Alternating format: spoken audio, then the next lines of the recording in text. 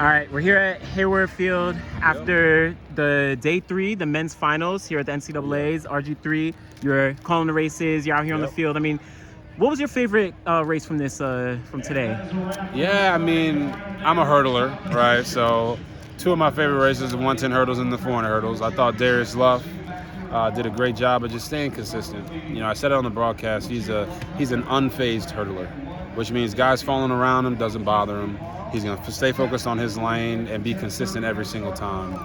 Jacoby Tharp was the favorite. I thought he could dip under 13 today based off of the start that he got, but he stumbled through, and then obviously Davion Wilson there from Houston had a stumble as well. So I thought Luff just did a great job, 5th-year guy, stayed tried and true, been here multiple times and finally got that championship. And then Caleb Dean, I mean, good God, 47-23. I mean, I've been telling everybody it's very easy to not get tired in the 400 hurdles when you come into that final stretch in first place, because now you know you're just running to a national championship. But he did the one thing you're supposed to do in the championship race is you have to go out. That first 200, that is where the race is made, and he definitely broke everyone. Obviously, Clement Ducot pulled up, but I don't know if anyone was going to beat Caleb Dean. Like I said on the broadcast, he let everybody know this is the Dean's Oval Office. And that was probably my 2 favorite races. And then everything else, like with the 100 and the 200, it was just so wide open. You know, Faber Ashe pulling up like right at the line, you know, giving Hinchcliffe from Houston, who has the best form of all the guys. Now, it was ugly today, don't get me wrong, but that last 30 meters, pushing the track away, forward lean, running through the finish line like it's a brick wall instead of running to the finish line, I thought that was phenomenal.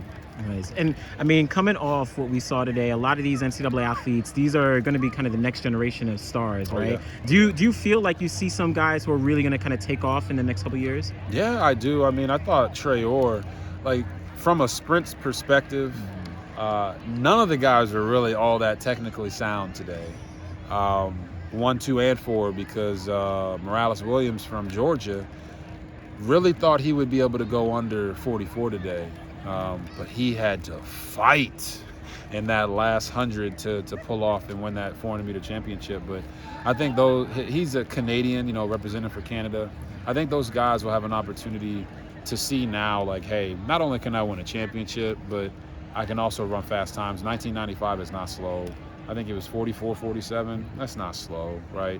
So they'll have the confidence knowing that they're walking around with an NCAA championship, and that's going to carry them throughout the rest of the summer. I think those guys can really make an impact, but I'm really looking forward to tomorrow, because the women, that's where the star power is right now at track and field. Those girls, Mackenzie Long, Jaden Mays, great start from Florida, the 100 hurdler. They got some things to prove, and can't forget about Parker Valby. Shout out to the distance runners. Listen, I still love y'all too. You know, you guys are doing a great job. Yeah. And then last question, like I was saying, you know, you put out the tweet, you were talking about how track and field needs more spotlight, and you were shouting out all the kind of top names. Why is it important to kind of get that shout out and highlight to the sport? Yeah, I just believe if you build it, they will come. It's an old phrase, right? So I look at women's basketball and how it's been surging over the last few years, but networks have poured a ton of resources into the sport that a lot of people, not myself, will say, oh, it's boring, it's this, it's that. There's a lot of talent in women's basketball, and ESPN has done a phenomenal job highlighting that. So I just believe if the network was to pour more energy and effort into track and field, I know it's at NBC right now, but if they were able to put it on broadcast television so people could watch it, you're going to get the ratings, you're going to get people more excited about it. And that list that I put together doesn't even scratch the surface of the amount of amazing athletes that are in track and field and the personalities they have and the stories that they have to tell. But that's why I made it like a novel, because the point was there's so much talent, so many personalities, so many people doing groundbreaking things.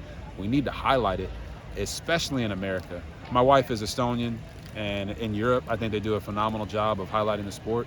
But in America, we got to do a much better job of making not only our stars, but the global stars in track and field feel appreciated by the masses. Nice. Appreciate you, man. No problem, bro.